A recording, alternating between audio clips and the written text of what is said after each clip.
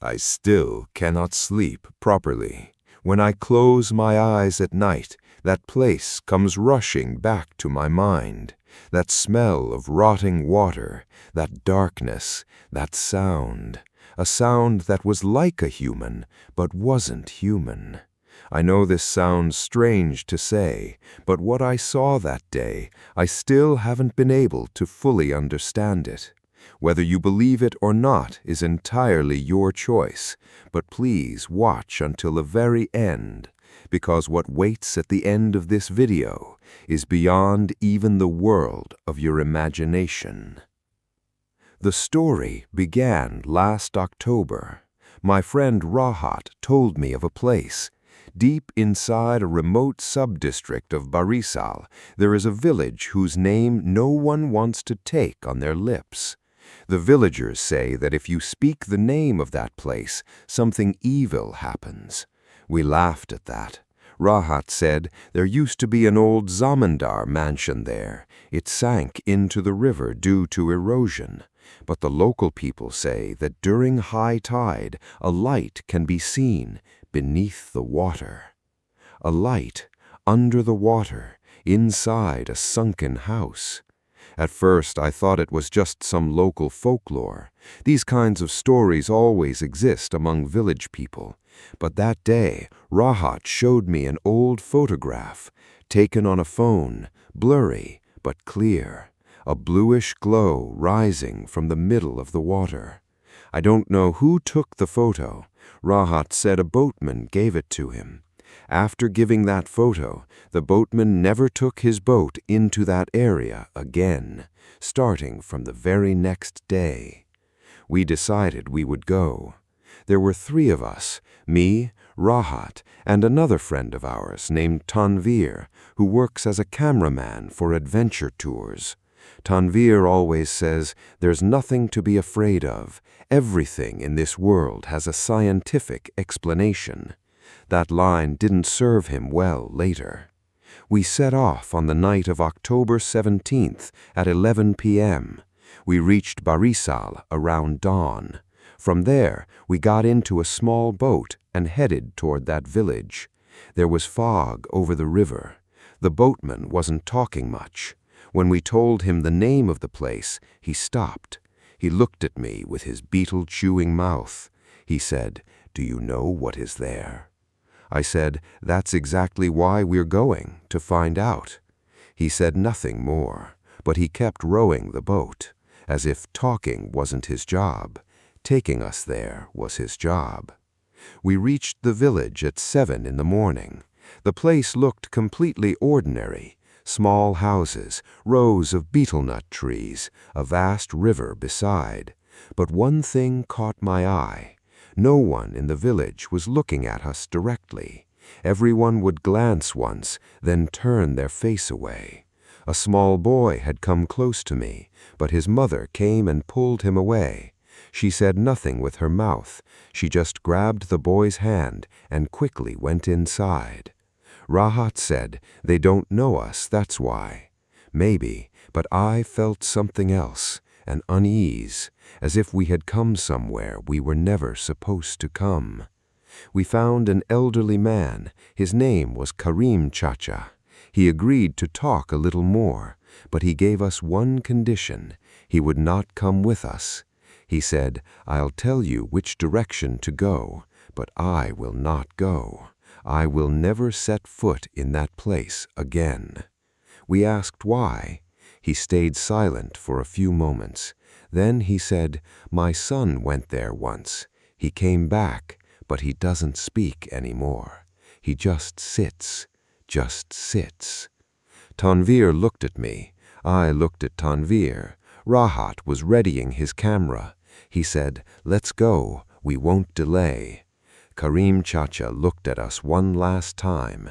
He said just one thing: "Don't go under the water, no matter what you see." It was almost 10 o'clock by the time we reached the riverbank. The place was truly strange. That section of the river was a little different. Where the rest of the river was a normal muddy brown, this section was slightly greenish. The water was a little too calm, almost no current. and beneath the water, the vague shape of something could be seen. Old brick masonry, part of a roof, a massive structure. The sunken zamindar mansion. Tanvir launched a drone. From above, the entire structure became visible, truly enormous, a 3-story house, but under the water. Some portions were still above the surface, part of an old staircase, the upper section of a wall, and a broken pillar. We took the boat closer. Getting closer, we understood one thing. Some parts of the house were actually still above the water. Toward the back, a small portion rose just slightly above the surface, enough that with a bit of effort you could climb onto it. We climbed from that side. The moment we stepped on it, old brick fragments crumbled and fell. The smell of rotting wood, the smell of algae, and one other smell, which I couldn't name exactly, somewhat like earth, somewhat metallic, somewhat like something burned. Rahat said, "Keep the camera running. Every bit of footage matters." We moved forward. We found only one way to enter the house, an old door frame, no door, just the frame. Dim light and shadow inside. Water had flooded most of the space, but one section was dry, a small area beside the staircase. We stepped inside. The moment we entered, we felt the temperature. Outside, it was still October heat, but inside, it felt like an air conditioner was running. Why so cold? This shouldn't happen. Old house, surrounded by water, no sunlight, maybe that's why. Rahat said this. I nodded, but the cold didn't feel normal. Algae on the walls. Green and black algae had covered the entire wall, but in one spot there was no algae.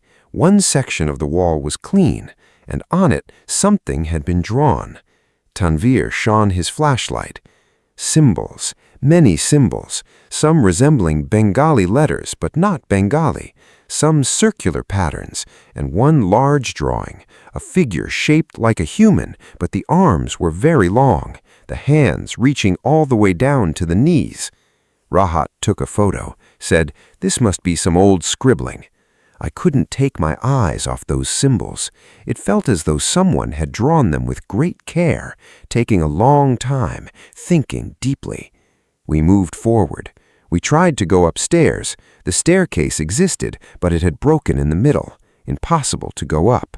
We found a path leading downward, through the water, a staircase descending to the ground floor. The water would come up to waist level. Karim Chacha had said not to go under the water, but this staircase wasn't completely submerged, halfway.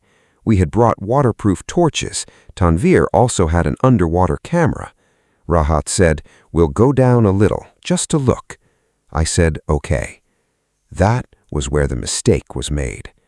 The moment I stepped into the water, I understood how intense the cold was, cold like the water of melted ice.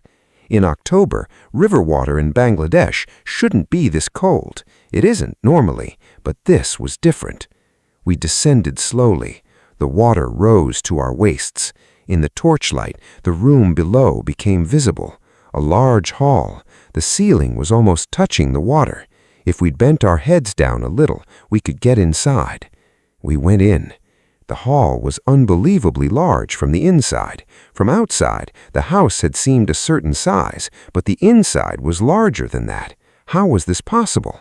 Rahat said maybe there were more rooms below, underground, and everything had sunk together. But right then, I noticed something. The water was moving. River water moves naturally. There will be a current, but this water was moving differently, in a circular manner, as though a whirlpool was forming somewhere, very slowly, but clearly. Tanvir lowered the camera toward the water. Then he stopped. "Brother," there was something in his voice. I immediately stepped closer. I looked at the camera screen. Beneath the water, several feet below, a light was glowing. Bluish, still, but glowing. This light was not coming from any electrical device. This house has no electricity. It shouldn't. This is a 100-year-old house. Then what was creating this light? A suppressed fear was building inside my chest, but I didn't want to accept it. Maybe some kind of biological light, When a lot of decomposing material is gathered together, it can supposedly produce light. Bioluminescence, Rahat gave the explanation. I nodded. But then it happened. The light moved. It had been still. Suddenly, it moved from one place to another and then stopped again. Biological light doesn't move. Tanvir raised the camera, said, "I'm recording." I said, "We should get out of here." Rahat said, 5 minutes, just 5 minutes." A lot happened in those 5 minutes. First, a sound came from inside the water, a heavy sound, as if something was moving, something big, but slowly, very slowly. Then the color of the water changed. From greenish, it suddenly turned a little reddish for a few moments, then back to the way it was before. Then Tanvir's camera turned off.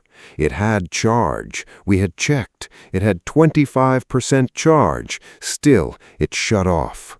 Tanvir turned it on again. It came back on, but 5 seconds later, it turned off again.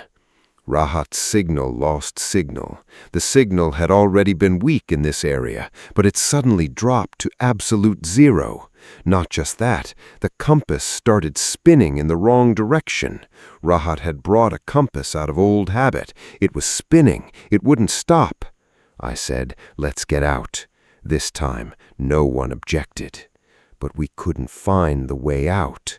We headed toward the staircase we had come in, but the staircase wasn't there. It was there, but the water had risen. The level where we should have been able to reach the staircase was now entirely submerged. The tide had come in.